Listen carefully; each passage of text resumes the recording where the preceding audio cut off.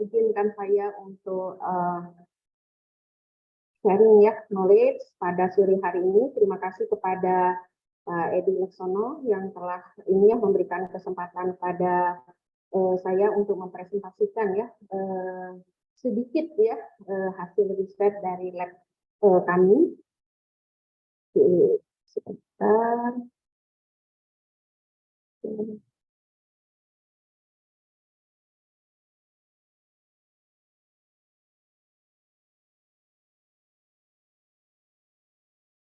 Apakah sudah terlihat Bapak Ibu?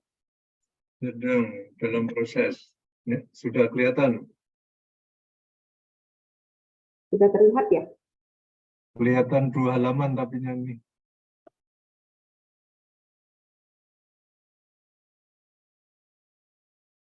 Terlihat ya Bapak Ibu? Ya, kelihatan Bu. Cuman Oke, mungkin 2 halaman yang terlihat, termasuk next slide-nya kelihatan. Oh gitu. Bentar. Ya, tunggu.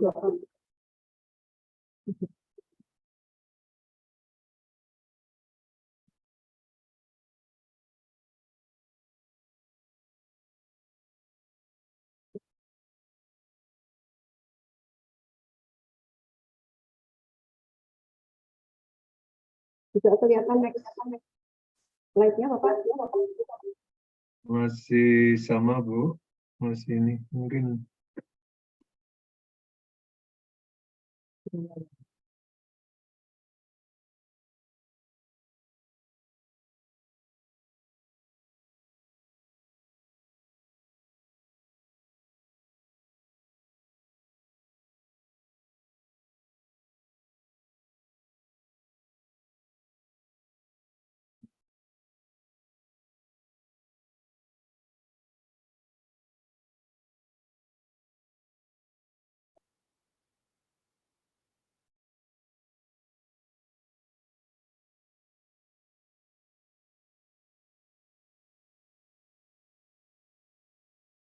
Kelihatan sama Pak? Ya sudah Bu. Sudah oke. Oke, terima kasih. Pada sore hari ini saya akan share ya kepada Bapak Ibu semua tentang salah satu riset dari kami, yaitu tentang rancang bangun bioreaktor hibrida sebagai nanokomposter dalam pengolahan limbah organik. Suaranya ada ekonya nih Bu. Iya Bapak. Suara ada ekonya Bapak? ini. Ya, oke, sudah. Ini tadi ada ekonya ini, ada dengungnya ini. Kayaknya dari iPhone saya ini. Ya, untuk ini sebenarnya adalah tentang kurikulum fikih saya dan sebenarnya saya sudah pernah share ini kepada Bapak Ibu. Saya terlalu pede, Bapak Ibu masih ingat saya. Jadi saya adalah alumni dari Teknik Fisika ITS Surabaya, kemudian saya melanjutkan master saya di Fisika ITS Surabaya, kemudian melanjutkan ini ya S3 saya, doktoral saya di Biochemical Engineering ya di Kanagawa University Jepang. Kemudian saya mengambil ini profesi insinyur saya di Universitas Hasanuddin. Baik Bapak Ibu, saya akan lanjutkan. Ini sebenarnya adalah riset roadmap dari saya ya dan di lab bahwa sebenarnya keahlian saya itu sebenarnya adalah saya belajar tentang biomasa ya, limbah biomasa. Di mana limbah biomasa ini gitu ya kita treatment dengan secara fisika kemudian secara kimia, secara biologi ya untuk menghasilkan biorenewable energy di mana hasil riset saya pada saat S3 saya menghasilkan ini ya satu riset yang terkait dengan bioetanol dari biomass itu seperti itu dengan menggunakan teknologi biochemical ya yaitu saat itu saya menggunakan ionic liquid. Nah kemudian Untuk ya pengembangan berikutnya ya saya bermain di limbah ya, pengolahan limbah, baik limbah dari biorefinery into biofuel seperti ya bioetanol, biogas atau briket ya. Kemudian juga ada sampah atau limbah yang berasal dari pemukiman, di mana sampah atau limbah dari pemukiman ini ya ada yang anorganik dan ada yang organik. Di mana untuk yang anorganik ya ini saya gabungkan rencananya seperti itu dengan waste residu dari lignocellulosic biomass refinery, yang itu harapannya nanti menjadi biokomposit atau biomaterial. Ini adalah sebagai pengganti daripada furniture yang berbahan kayu ya, secara general seperti itu. Adapun organic waste ini kita olah nanti menjadi nano fertilizer, harapannya seperti itu.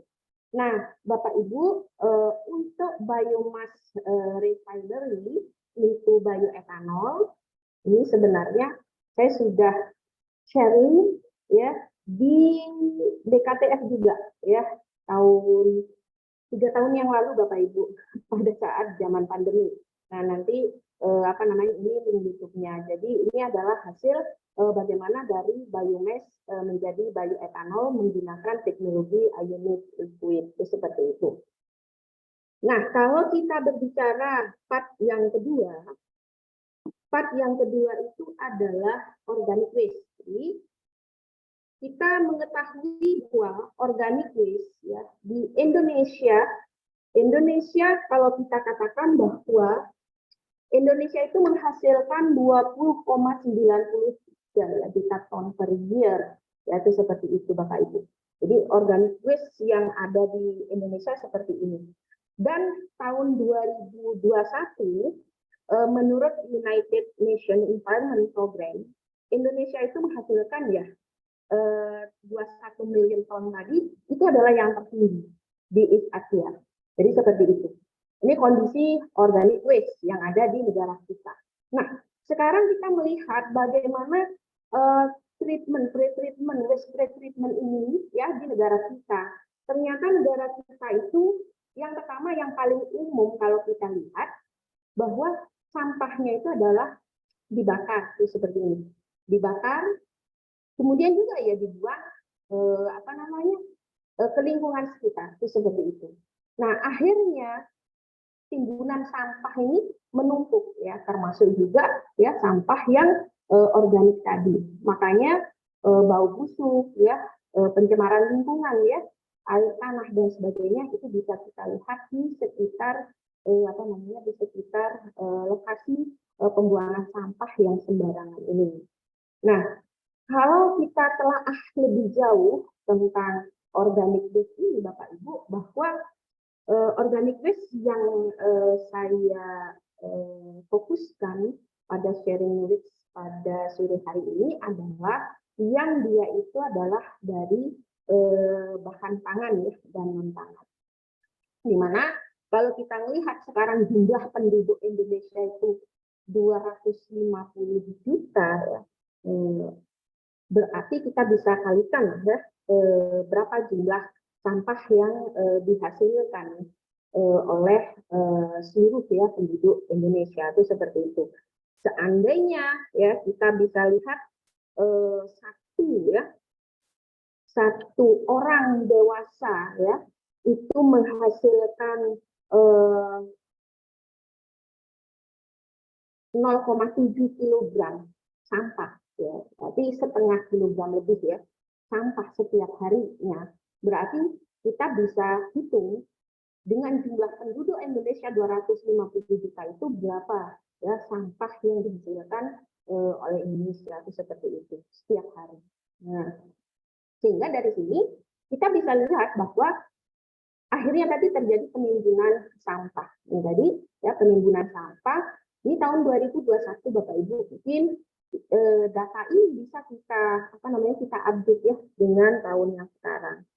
Nah, adanya kalau kita lihat kasus yang ada sekarang ini, tempat pembuangan sampah yang sudah tidak mampu lagi menampung sampah dan sebagainya. Kenapa? Karena antara yang masuk dengan yang keluar itu tidak seimbang. Ya, di mana kita bisa melihat bahwa degradasi sampah itu lamban. Ya, karena dicampur ya. Kalau kita melihat di tempat pembuangan sampah itu dicampur antara yang organik dan anorganik. Artinya volume yang ditimbun itu lebih besar daripada volume sampah yang diolah. Itu seperti itu.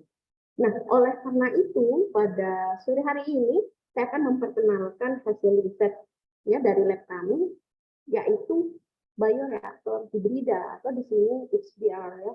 Jadi bioreaktor hibrida, di mana prinsip daripada bioreaktor hibrida ini Bapak Ibu, kalau kita melihat ini ada dua tabung di sini Bapak Ibu ya, ada dua layer ya, layer yang bawah dan layer yang atas. Di mana ya layer yang bawah ini itu adalah terjadinya proses anaerobik ya, aerobik yang membutuhkan oksigen. Kemudian layer yang atasnya ini dia adalah tertutup yang dia tidak membutuhkan oksigen gitu. Nah, sehingga di sini dikatakan hibrida karena menggabungkan dua proses, yaitu aerobik dan anaerobik. Nah, ini Bapak Ibu. Nah, sehingga dengan prinsip menggabungkan aerobik dan anaerobik itu, ya, kita berharap ya bahwa akan mengurangi jumlah sampah yang masuk ke tempat pembuangan sampah ini. Kenapa? Karena HDR ini ya diharapkan bisa diterapkan di level rumah tangga, sebenarnya seperti itu. Apakah prinsip ini bisa diterapkan di tempat pembuangan akhir untuk tempat pembuangan sampah yang ada di sini? Bisa ya kalau kita mengadopsi penggabungan ya reaksi aerobik dan anaerobik seperti itu Bapak Ibu. Nah, berikutnya itu adalah dari hasil desain kami ini ya.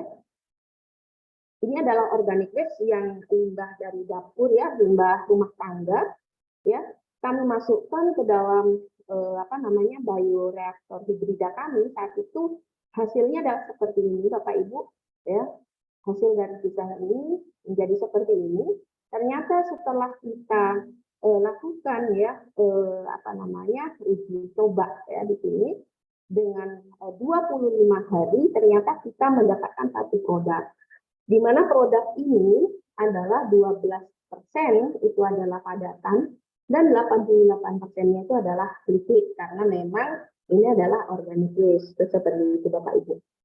Nah, kalau kita melihat organic waste yang dibuang secara sembarangan di lingkungan kita, itu ternyata ya kalau kita melihat paling cepat itu adalah 30 hari, itu seperti itu Bapak Ibu, untuk bisa terurai. Itu pun terurainya bisa mengganggu lingkungan.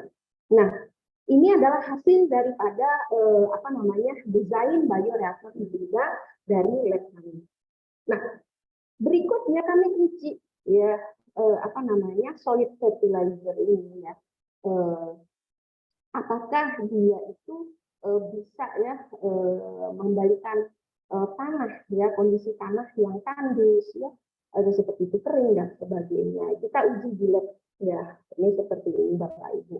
Nah, berikutnya ini adalah kalau kita uji di sini saya akan sampaikan bahwa uji yang kami lakukan itu adalah kita mau melakukan uji tanam. Jadi di sini kita membandingkan jenis fertilizer ya, jenis pupuk tadi yang kita hasilkan dari bioreaktor hibrida ini kita namakan pupuk nanokomposter. Kemudian kita juga bandingkan dengan pupuk organik pasaran dan juga sintetis pasaran. Kemudian kita juga uji coba dengan jenis tanah tandus atau pasir, dan tanah ladang dan juga tanah sawah, di mana tanah sawah ini adalah yang subur, itu seperti itu Bapak Ibu. Nah, kemudian kita juga uji coba rasio pupuk dan tanah berdasarkan beratnya adalah dari 0, setengah, dan 1 seperti ini. Nah, kita uji coba kepada tanaman tomat, terong, dan cabai. Kenapa kita pilih ini? Karena ini adalah kebutuhan hanya sehari-hari ya dari ibu-ibu rumah tangga misalnya seperti itu. Jadi tomat, terong, dan cabai itu seperti itu. Nah, kita ukur ketinggian tanamannya, diameternya, kelebatan daunnya, dan juga jumlah buahnya. Itu seperti itu Bapak Ibu. Di mana kita melakukan kontrol eksperimennya itu adalah tanaman yang berusia 2 minggu, itu seperti itu. Nah, ternyata dari hasil uji tes tanam ini, Bapak Ibu, ini banyak sampel ya Bapak Ibu, jadi mohon izin nanti kalau saya menyampaikannya ada kode-kode sampelnya ya. Itu seperti itu. Ini adalah hasilnya Bapak Ibu. Jadi, kalau dari diameter tanaman terbesar, kita bisa melihat bahwa kalau diameter tanaman yang terbesar itu berarti batangnya itu semua di rasio ya, rasio 1, kecuali yang cabai ya, untuk tanaman cabai dia yang paling bagus itu memang dengan pupuk nano dari hasil olahan rumah tangga tadi yang bioreaktor hibrida tadi itu 1:2, artinya 1 tanah ladang ya, 1 kilo tanah ladang dan 1 kilo pupuk nano. Nah, sedangkan untuk tanah ladang dengan pupuk sintesis ya itu adalah tomat yang paling bagus ya. Kalau 1:1 juga terong itu seperti itu. Jadi untuk nano komposter pupuk nano di tanaman tomat dan terong untuk rasio yang lain kami masih kalah ya dengan yang pupuk sintesis ini dengan rasio 1:1. Nah, kalau dengan jumlah daun terbanyak kita melihatnya juga tanah ladang ya yang notabene itu perlu di situ dengan pupuk nano di sini rasionya 1,2 juga ya kita mendapatkan yang terbaik di cabai. Sedangkan di terong tanaman terong tanah ladang dan pupuk nano tapi rasionya 1:1, 1 kilo tanah ladang 1 kilo pupuk nano seperti itu. Adapun tomat tetap pupuk sintesis ya untuk jumlah daun terbaik. Adapun tinggi tanaman, nah tinggi tanaman yang tertinggi itu kalau terong kita mendapatkan rasio 1,2 semua, tapi kita bisa melihat kalau tanaman terong dia yang tertinggi itu adalah dengan pupuk sintesis. Sedangkan tomat itu adalah dengan pupuk organik yang ada di pasaran, ya. Sedangkan cabai itu dengan pupuk nano seperti itu Bapak Ibu. Jadi kita berarti untuk tanaman yang tertinggi tetap dengan rasio 1:2 seperti itu. Adapun jumlah buah yang terbanyak di situ adalah untuk terong itu adalah tanah ladang dan pupuk nano ya dengan rasio 1,2. Sedangkan tomat itu dengan pupuk organik pasaran itu juga rasionya 1,2.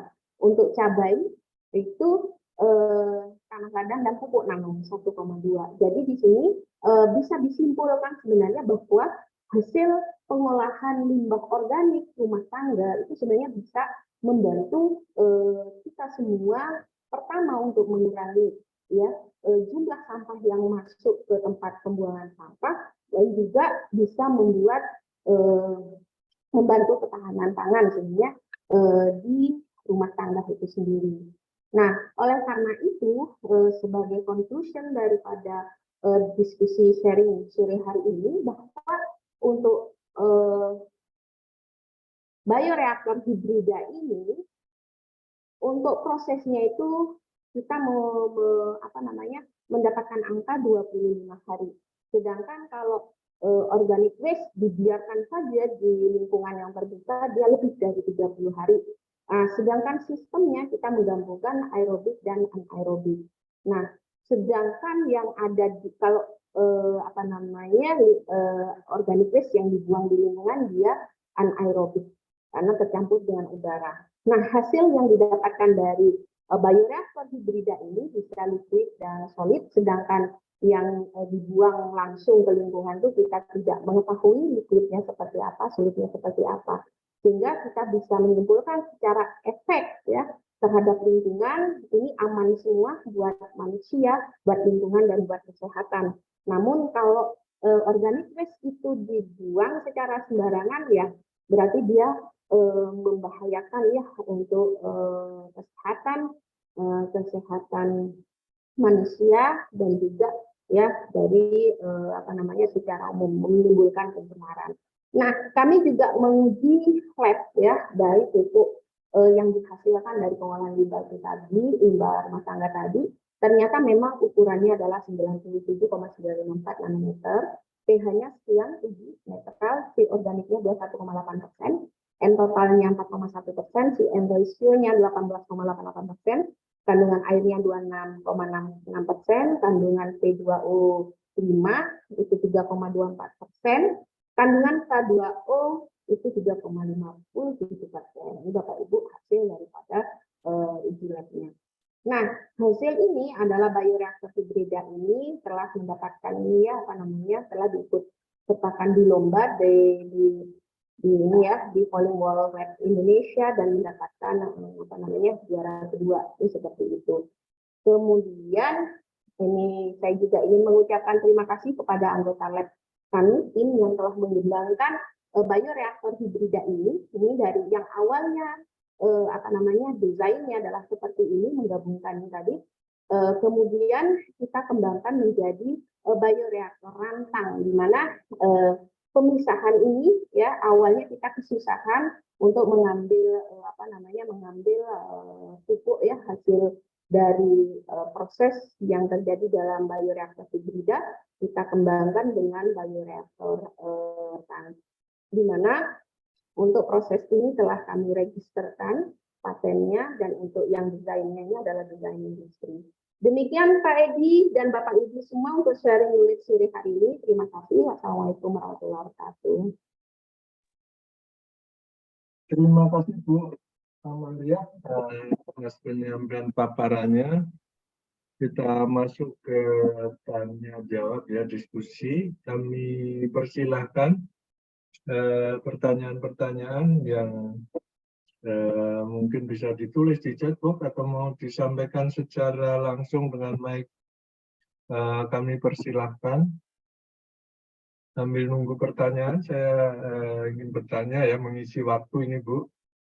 Ini tentang ide hybrid bioreaktor ini kapan idenya mulai muncul ini ya Bu ya?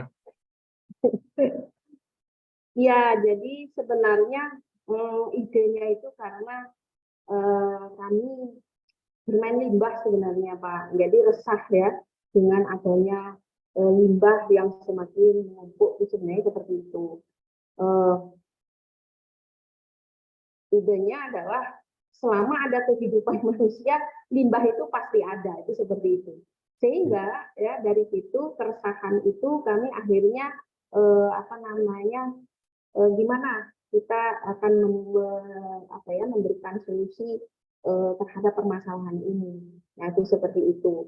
Nah, sehingga dari situ sebenarnya kita mengerjakan ini dalam kondisi saat itu kondisi pandemi sebenarnya. Jadi pada saat itu ketika kondisi pandemi, masyarakat itu banyak yang bercocok tanam, seperti itu Pak. Makanya kita kembali lagi di siklus di level rumah tangga seperti itu.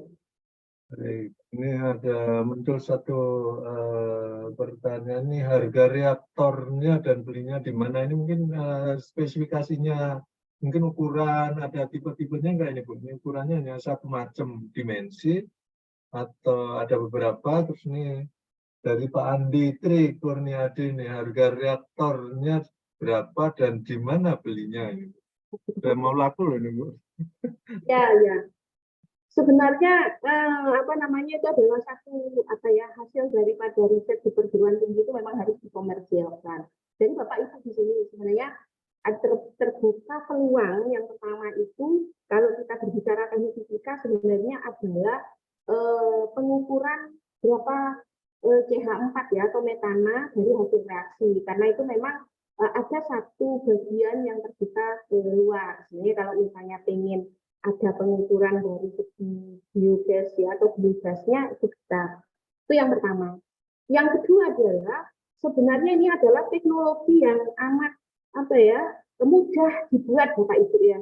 Boleh memakai yang tadi ya dari yang tanah ya ramah lingkungan tadi atau memakai bahan-bahan yang lain bisa dibuat sendiri. Asalkan prinsipnya itu tadi adalah adanya penggabungan ya aerobik dan anaerobik itu seperti itu.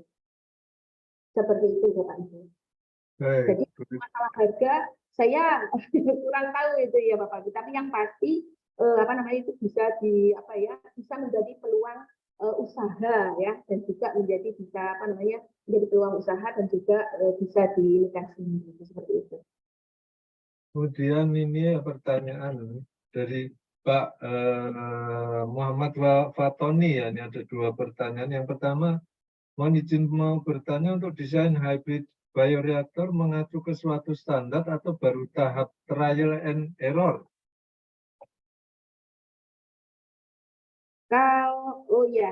Oke Bapak Ibu.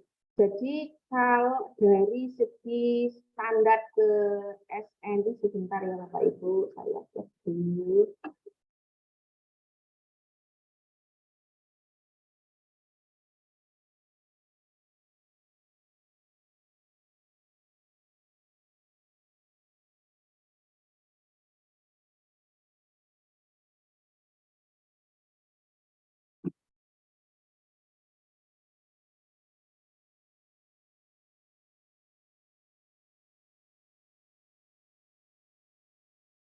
Bapak izin Pak Edi, tadi pertanyaannya pripun ya?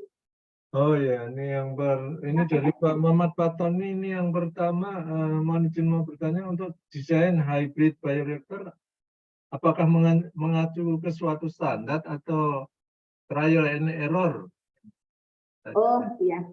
Jadi itu sebenarnya awalnya trial and error Bapak. Jadi kalau mengacu pada satu standar kita saat itu tidak mengacu pada satu standar tertentu. Itu seperti itu Bapak.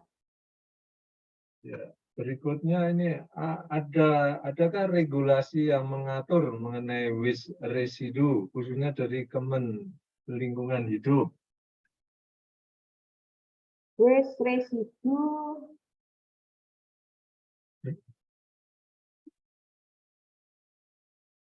residu dari ya, jadi kalau kita pada saat itu pada saat kita melaksanakannya tadi uji coba ini tadi bahwa untuk standar yang ada di Indonesia kalau kita berbicara sebenarnya limbah kita itu adalah limbah yang ini ya limbah rumah tangga. Jadi kebanyakan adalah food waste ya Bapak Ibu. Jadi kalau misalnya residu yang dimaksud di sini tidak ada chemicalnya. Jadi insya Allah aman sebenarnya itu seperti itu. Karena kalau kita uji kita kebetulan untuk yang residu tadi kita ujinya itu di Halitsa ya Bapak Ibu. Jadi ada hasil labnya yaitu seperti itu. Jadi kalau dari inputannya itu adalah sebenarnya waste yang dari limbah sayuran ya limbah rumah tangga itu seperti itu.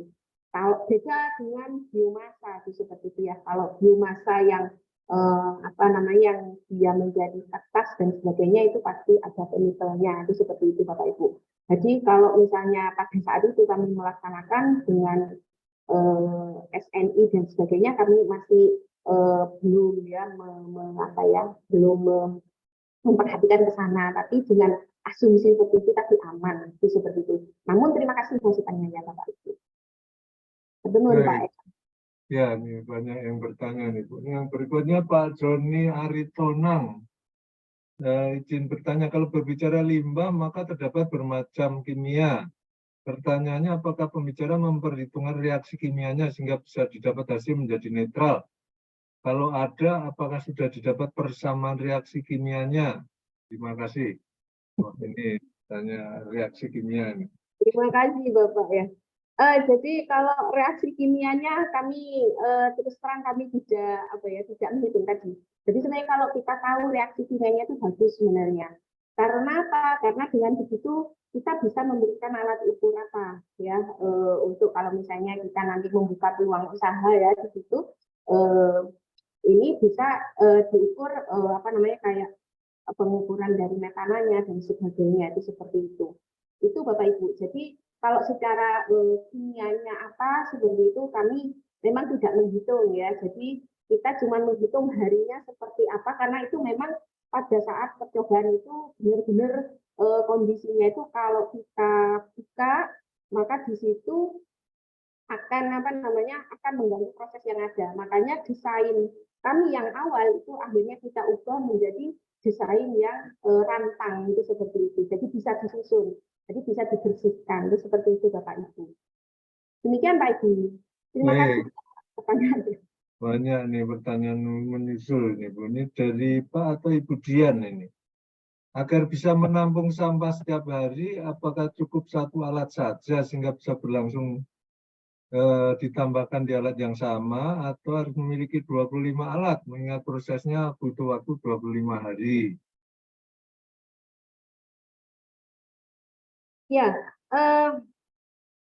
sebenarnya tergantung desain dari apa namanya yang kita buat Bapak Ibu. Kalau yang kami buat saat itu adalah 3 kilogram. Jadi 3 kilogram organic waste yang bisa ditampung oleh bioreaktor hibrida ini. Itu seperti itu. Ya, jadi 3 kilogram itu 3 kilogram itu adalah organic waste-nya. Jadi kalau misalnya kita berbicara skala rumah tangga, saya kurang tahu kalau rumah tangganya itu keluarga besar ya Bapak Ibu ya. Jadi bisa di apa namanya di rumah makan gitu ya atau apa gitu ya berarti harus di apa namanya dihitung dulu apa namanya jumlah organic waste-nya berapa per harinya. Kalau yang kami desain itu adalah 3 kilo. Nah, di mana 3 kilo itu kita dapatkan tadi 12%-nya itu adalah solid ya dan lainnya itu adalah cairan gitu, seperti itu, di mana itu semua bisa menjadi alternatif ya pupuk alternatif bagi rumah tangga ya sampah rumah tangga itu seperti itu Bapak Ibu. Jadi tergantung dari desainnya itu seperti itu. Tergantung dari berapa jumlah organic waste yang dihasilkan oleh sebuah rumah tangga itu seperti itu Bapak Ibu. Baik. Itu Pak Edi. Ya, berikutnya dari Pak Gasing nih. Apakah reaktornya dilengkapi dengan pengatur suhu atau pengukur kelembapan?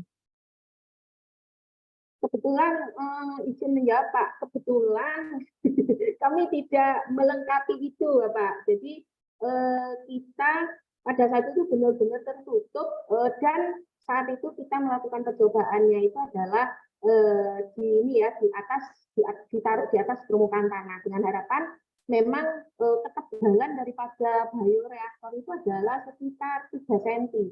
Jadi 3 cm ya Bapak Ibu ya. Jadi 3 sampai 5 cm saat itu. Jadi pada saat itu ya kita berharap untuk ya untuk apa namanya untuk berikutnya jadi kalau misalnya ada pengukuran suhu dan kelembaban itu lebih bagus bahkan ada apa namanya pengukuran kadar metananya itu jauh juga lebih bagus sehingga kita bisa melihat rumah tersebut berkontribusi dalam apa ya emisi gas itu seberapa banyak itu seperti itu Bapak Ibu ya. Jadi kita tidak melengkapi RH sama temperaturnya saat itu. Baik, berikutnya dari Pak Handi Mose. Ada 4 pertanyaan nih Bu. Ini pertanyaan detail ini. Pertanyaan pertama ini Mas Balance ini Bu. Masa in, masa out. Ini gimana? Ini satu persatu Bu. Ya, tadi sekitar 3 kilogram Bapak Ibu ya. Jadi 3 kilogram itu 12%-nya itu adalah solid. Itu seperti itu, solid ya. Jadi sekitar kalau tidak salah di situ, bentar ya, itu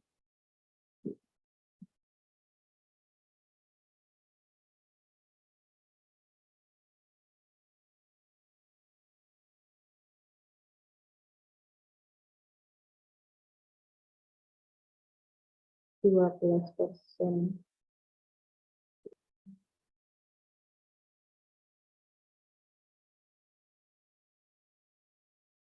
Ya, sekitarnya. Ya, kalau kita dari percobaan kita itu ya sebenarnya sedikit ya Bapak Ibu. Jadi karena limbah sayur, limbah makanan di situ sekitar 360 gram, jadi tidak sampai setengah kilo. Ya. Kalau kita masukkan 3 kilo ya, 3 kilo limbah waste-nya, organic waste-nya itu 12%-nya. Itu seperti, sedangkan 88% itu adalah air. Itu seperti itu Bapak Ibu. Yang jadi gas ada nggak kira-kira Buni? Misalkan ini ada biogasnya gitu. Iya, untuk yang biogasnya kita tidak mengukur saat itu Bapak. Jadi sebenarnya ini yang menjadi sedikit ya pengembangan harusnya untuk kedepannya. Jadi bisa dijadikan biogas yang dihasilkan dari reaktor ini seperti apa. Itu bisa menjadi satu terbuka sebagai ruang penelitian berikutnya. Baik, berikutnya ini pertanyaan nomor 2 Bu, efisiensinya bagaimana? Ini ada ininya nggak? Analisisnya. Ya, kalau efisiensinya ini tadi kalau kita melihat bahwa reaktor ini bisa bekerja tadi mempercepat laju penguraian limbah organik 5 hari lebih cepat daripada yang secara alamiah, itu seperti itu.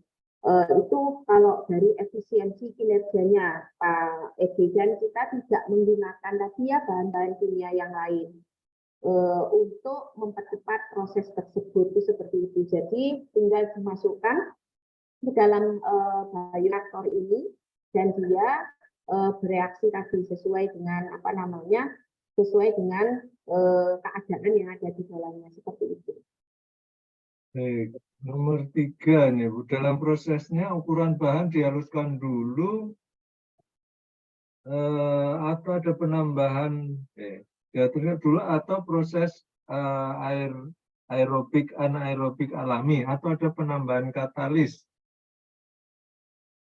Kalau kita di dalam percobaan kita ini, kita haluskan sekitar ukurannya tadi ya Bapak, ukurannya sekitar ya sebenarnya karena kita percobaan sih ukuran yang kita ini kan paling besar itu adalah 1 cm, itu seperti itu 1 cm. Namun kalau kita berbicara limbah organik rumah tangga pastinya tidak perlu mengukur itu ya, tapi di situ 1 cm ini adalah terkait dengan lubang inletnya ya, karena kita masukkan limbah tersebut ke dalam bioreaktor ini, itu seperti itu.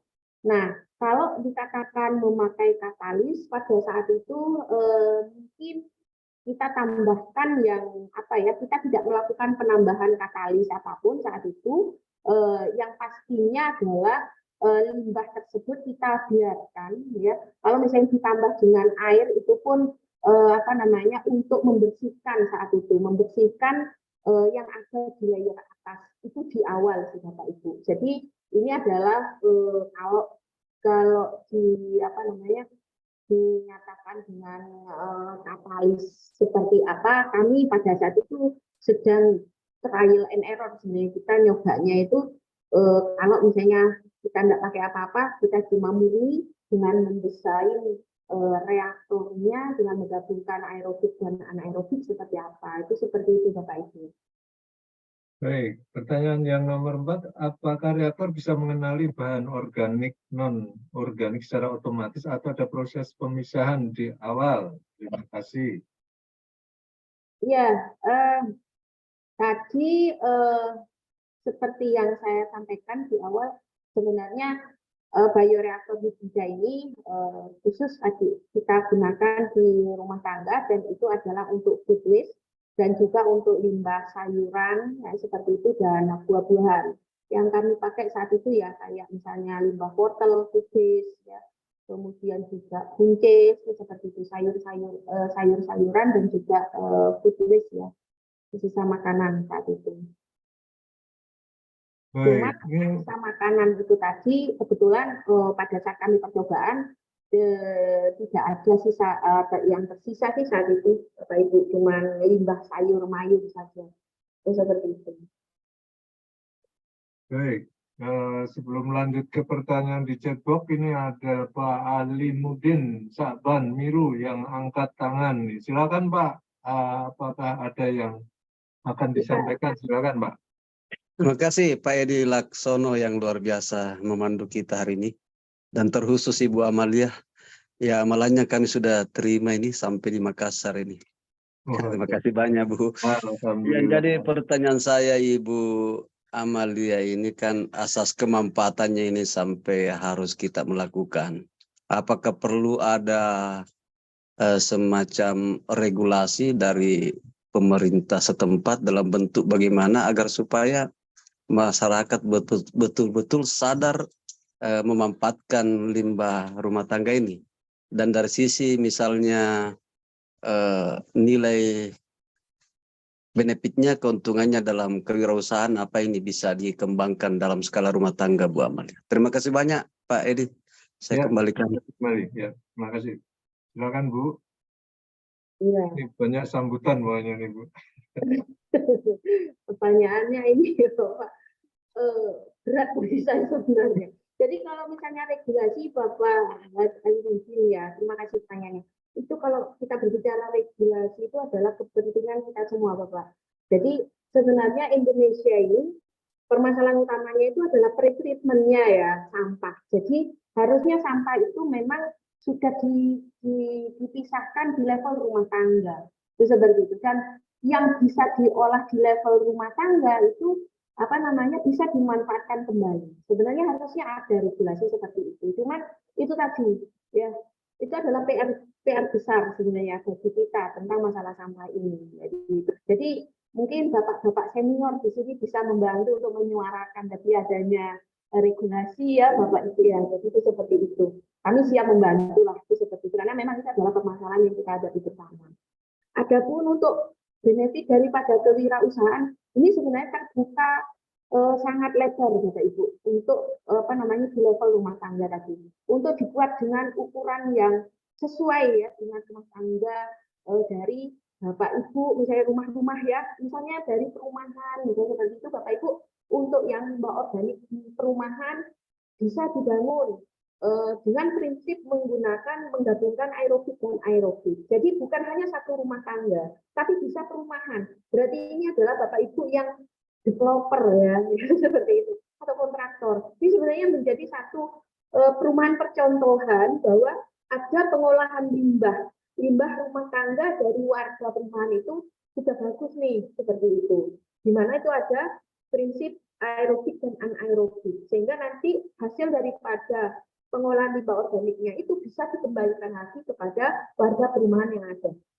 Itu yang pertama. Itu juga kalau misalnya disampaikan kepada pemerintah untuk membangun tempat TPS ya, tempat pembuangan sampah. Jadi tempat pembuangan sampah itu bisa didesain sebenarnya dengan menggabungkan aerobik dan anaerobik. Tentunya sampah yang memang organik itu seperti itu. Nah, kalau kita berbicara yang anorganik seperti apa, itu mungkin next session ya Bapak Ibu ya, mungkin Pak Edi ya next session ya, kalau berbicara limbah anorganik. Nanti ada juga pemikiran saya yang terkait dengan limbah anorganik, limbah plastik Bapak Ibu. Nah, jadi di sini kalau misalnya itu dibuka ya, Bapak Ibu yang developer ya, punya perusahaan ya, nah itu bisa menggunakan prinsip ini seperti itu. Dan bagi masyarakat yang memang kayak pengusaha batu bata, misalnya seperti atau apa gitu ya, bisa nanti menggunakan tadi ya gerabah, pengusaha gerabah gitu. Itu bahasa saya bisa juga untuk menjadi ekonomi ya, untuk meningkatkan ekonomi masyarakat. Ini karena teknologinya sederhana. Itu seperti itu. Seperti itu Pak Edi dan Pak Ali. Terima kasih. Baik. Berikutnya dari Bu Dian atau Pak Dian ini. Ada syarat khususkah terkait kondisi lingkungan untuk penempatan reaktornya? suhu dan kelembapan agar waktu reaksinya sesuai 25 hari. Iya. Bagaimana Bapak sebenarnya? Intinya Bapak Eki? Ini adakah syarat kondisi lingkungan untuk penempatan reaktornya, misalnya suhu dan kelembapan agar waktu reaksinya 25 hari? Ini. Jadi tidak ada syarat khusus Bapak Ibu. Jadi sebenarnya itu bioreaktor hibrida ini adalah tinggal ditempatkan di atas tanah gitu saja. Jadi tidak ada kondisi khusus sebenarnya itu seperti itu yang kita lakukan. Nah, karena apa? Karena sebenarnya ini adalah idenya itu kalau dulu saya di desa itu pernah melihat gentong air di mana di situ air kendi ya kan, ada gentong air yang untuk menampung air. Di situ kita bisa melihat bahwa kearifan lokal itu ternyata bisa membuat air itu kalau saat itu ya itu air yang saya konsumsi harus segar itu seperti itu. Kemudian juga bisa stabil ya ini dari segi suhunya. Nah pada saat seperti itu bagaimana sih ada kearifan lokal yang dimana teknologi itu bisa dikembangkan oleh masyarakat yang ada di pedesaan ya, maka di situ saya kepikiran tadi membuat bioreaktor hibrida tadi, makanya bahannya itu adalah berdasarkan kearifan lokal dan kita membuat kendi ya, membuat gentong air ya, itu seperti itu Bapak Ibu. Jadi kalau ditempatkan itu sebenarnya tidak ada permasalahan ketika dia ditempatkan di atas itu seperti itu ya, di atas tanah itu seperti itu. Kalau misalnya mau ditempatkan di bawah tanah, kasihan nanti Ibu atau Bapak Ibu kalau ditempatkan di bawah tanah itu bukan TPS ya, kalau TPS mungkin berbeda nanti desainnya itu seperti itu. Itu Pak Edi. Jadi tidak perlu ditanam di bawah tanah untuk mendapatkan tadi 25 hari itu seperti itu. Kami percobaannya 3 kali nih. 3 kali percobaan bisa mendapatkan 25 hari itu seperti itu Bapak Ibu. Baik. Berikutnya dari Pak Muhammad Fatoni lagi nih. Untuk hybrid bioreaktor ini apakah mendapat dukungan dari pemerintah khususnya atau BRIN? Dan apakah ada rencana untuk go internasional nih Bu? Nih, ada tantangan go internasional nih. Ya, sebenarnya kalau dukungan dari pemerintah, ya belum ada sih Bapak Ibu ya. Jadi dari kami sih dari lab ini berusaha untuk mengenalkan teknologi ini, ya dengan tadi mengikutkan lomba sebenarnya. Kita pada saat itu menyampaikan di level internasional itu ya level regional ya itu adalah di DAAD ya Jerman, di Indonesia ya di Jakarta saat itu. Jadi kita mengenalkan ini adalah satu upaya dari kami ya sebagai yang ada di perguruan tinggi ya untuk memberikan input bagaimana pengolahan limbah organic waste yang sebenarnya itu bisa kita atasi bersama dari level rumah tangga, apakah nanti level perumahan, level RW, RT, RT, desa, bahkan TPS. Sebenarnya seperti itu yang kami kenalkan adalah prinsipnya tadi. Dan ini masih bisa berkembang ya, ke arah yang lebih besar. Dan tadi sepakat dengan Pak Aidin ya dan Bapak Ibu yang lain terkait regulasi kembali lagi ya kami butuh ya dan kita semua ya itu perlu untuk menyuarakan gitu ya, menyampaikan bahwa kita butuh regulasi yang jelas itu seperti itu.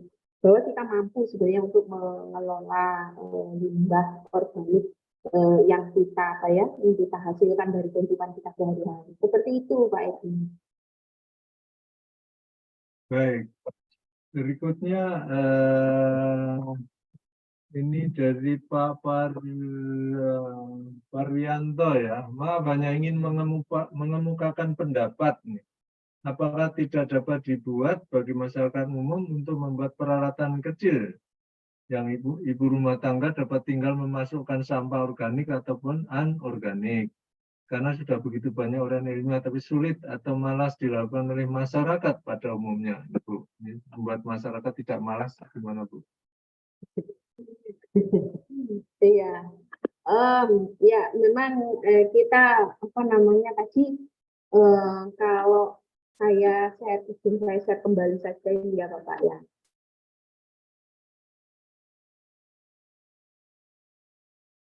Salah. Kelihatan ya Pak Ibu? Ya, kelihatan. Ya, jadi kalau kita lihat di sini itu apa namanya ini adalah pipa PVC sebenarnya. Jadi pakai corong sederhana untuk memasukkan ya limbahnya ini. Di hasil memasak tadi misalnya ya yang hasil memasak tadi bisa kita masukkan ya. Mau memasukkan ya. Itu seperti itu.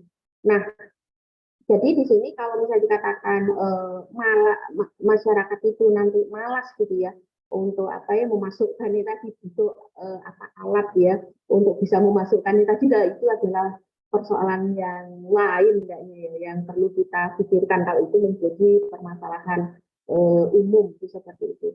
Namun di sini ini adalah masyarakat itu kalau misalnya kita tempatkan bioreaktor hibrida ini ya di dekat memasak itu ya tinggal kita masukkan yang kalau misalnya ini kan memang harus ditutup ya karena kita meniadakan oksigen masuk ke dalamnya. Nah kita bisa masukkan ke sini di layer yang bawah ini, di mana layer yang bawah ini nanti tinggal masukkan corong ya, masukkan ke sini. Sebenarnya seperti itu Bapak Ibu. Jadi apa ya, apa ya, dengan bahasa lain sebenarnya pemisahan ya limbah organik dan anorganik di level rumah tangga itu memang menjadi PR bersama seperti itu Bapak Ibu. Jadi saya tidak bisa menjawab bagaimana apa ya harus menemukan alat yang untuk memasukkan dengan mudah itu susah juga seperti itu ya karena dari desain ini akhirnya kami juga mendesain biar tidak susah ini tadi ya kita untuk meletakkan apa ya pupuk nano komposter di sini kita harus membelah ini awalnya seperti itu ya. Kemudian kita bikin berdasarkan rantang di sini Bapak Ibu. Jadi tinggal diangkat sebenarnya kalau misalnya sudah usah memasukkan ini ya, limbah organiknya tinggal kita angkat saja ya, diangkat bagian ini ya dimasukkan seperti itu. Itu tidak mengganggu proses. Kenapa? Karena memang di layer yang bawah ini membutuhkan oksigen. Seperti itu, Bapak Ibu. Pak Ibu. Ya. Nanti ini komentar lanjutan dari Pak Parwiantana, alat seperti itu yang bisa dibagikan ke masyarakat tinggal itu yang biasa sulit dilakukan masyarakat. Ini ada bagi yang sulitnya nih supaya mudah gimana nih? Mungkin alatnya seperti tadi udah nggak sulit barangkali gitu ya, cuman membuat masyarakat menjadi lebih mudah lagi ini kan tantangan semuanya itu kan semuanya ingin sangat mudah.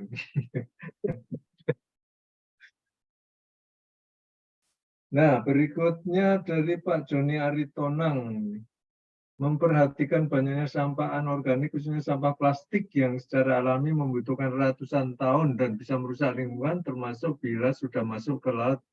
Pertanyaannya, apakah alat bio ini bisa membantu mengatasi plastik ini? Jika tidak bisa membantu, apakah pembicara sudah merencanakan pengolahan limbah plastik ini dengan proses reaktor?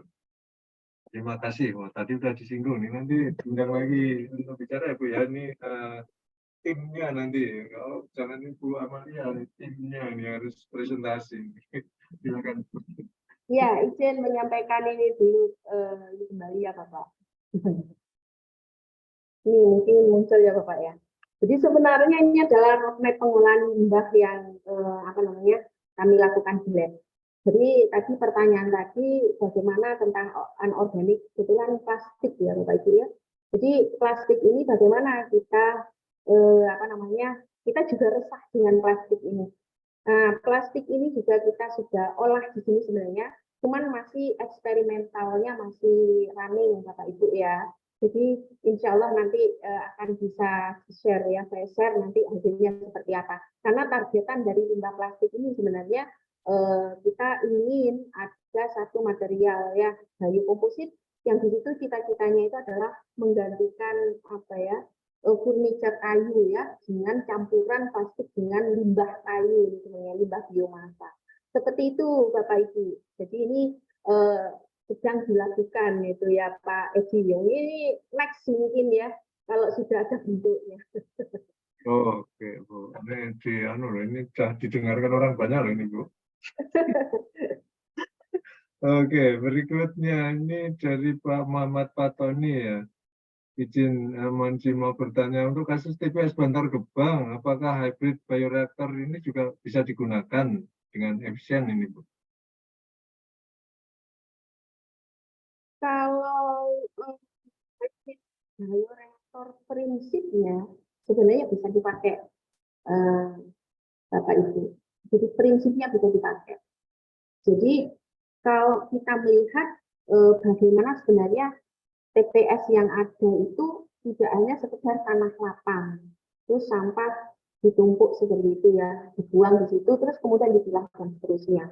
Namun harusnya itu ada satu by design bagaimana untuk yang limbah organik misalnya yang memang di situ apa tidak misalnya tidak masuk ya ke dalam apa namanya yang limbah hasil dari rumah tangga dan seterusnya misalnya seperti itu ya harusnya itu disediakan by design itu seperti itu. Tapi kalau ukuran bioreaktor yang ukuran kecil seperti ini ya itu tidak mungkin ya karena TPS itu pasti volume sampahnya itu tiap harinya pasti banyak itu seperti itu. Tapi bagaimana kita mendesain tadi TPS itu tadi untuk sebenarnya pembangkit listrik tenaga biogas yang seperti itu. Kembali lagi memang harus dihitung berapa banyak limbah organik yang ada di wilayah tersebut. Kemudian ya ini tidak cukup satu orang atau satu organisasi ya, tapi ini adalah apa yang perlu perhitungan ya potensi daripada biogas dari misalnya TPS Bantar Gebang itu berapa, volume sampah organiknya berapa, anorganiknya berapa, itu seperti itu Bapak Ibu. Nah, prinsip dari bioreaktor ini yang bisa dipakai itu seperti itu. Nah, tadi saya menyampaikan bahwa kekurangan dari kami di sini adalah alat ukurnya. Jadi CH4 itu kami memang tidak mengukur ya saat itu karena kami memang tadi coba-coba ya karena memang kena pandemi terus kami coba itu seperti itu Pak Edi dan Bapak Ibu sendiri. Di prinsipnya yang bisa dipakai. Baik, berikutnya Pak Andika Indra. Ini ada dua pertanyaan. Yang pertanyaan pertama, apakah ada rencana untuk menambahkan monitoring sistem agar bisa dilihat langsung prosesnya hingga menjadi pupuk solid dan liquid? Yang pertama dulu, Bu. Untuk kalau misalnya ada kolaborasi, kami siap sebenarnya untuk buka kolaborasi sebenarnya seperti itu. Kalau misalnya ada mau apa namanya memakai ini tadi ya monitoringnya seperti apa, seperti itu ya. Untuk apa namanya misalnya satu paket yang bisa apa ya dikembangkan itu seperti itu Bapak Ibu ya. Jadi kalau rencana monitoring mungkin dalam waktu dekat ini saya pribadi belum apa ya mengembangkan ke sana ya karena masih planning eksperimental yang lain ya Bapak Ibu ya. Jadi seperti itu. Jadi terbuka untuk bisa apa namanya kolaborasi ya kan atau Bapak Ibu bisa ini ya kita diskusi bareng itu seperti itu Pak Edi. Baik. Berikutnya yang kedua ini bagaimana spesifikasi ukuran alatnya dan apakah alat ini cocok digunakan untuk indoor atau outdoor? Terima kasih. Kalau yang kami lakukan itu adalah kita lakukan di udara yang terbuka, berarti itu outdoor ya. Jadi ya karena memang pada saat kami uji coba itu adalah rumah yang kita gunakan untuk memasak, jadi kegiatan rumah tangga biasa itu adalah apa namanya dapurnya itu ruangannya terbuka Bapak Ibu. Jadi di situ rumah pedesaan ya Bapak Ibu ya. Jadi di situ bioreaktor hibridanya itu diletakkan ya di dekat dengan dapur tempat aktivitas masak memasak itu tadi dan juga apa limbah organik dari rumah tangga itu seperti itu Bapak Ibu. Jadi tidak outdoor indoor ya, tapi kami sudah di outdoor kayaknya seperti itu dan apa namanya jadi dan itu pun outdoor itu pun apa ya Tidak, kalau dikatakan kena hujan, kayaknya pada saat itu kami melakukan aktivitas itu juga apa ya, tidak ini ya, kayaknya di tempat terbuka saja ya, tidak sampai kena apa ya, uji coba kena hujan dan sebagainya, tidak seperti itu kan ya, itu Pak Edi. Baik. Adakah pertanyaan lagi yang akan disampaikan? Bisa aja dengan mikrofon ya, bisa atau ditulis di situ. Kalau ada yang mau bertanya langsung, kami persilakan.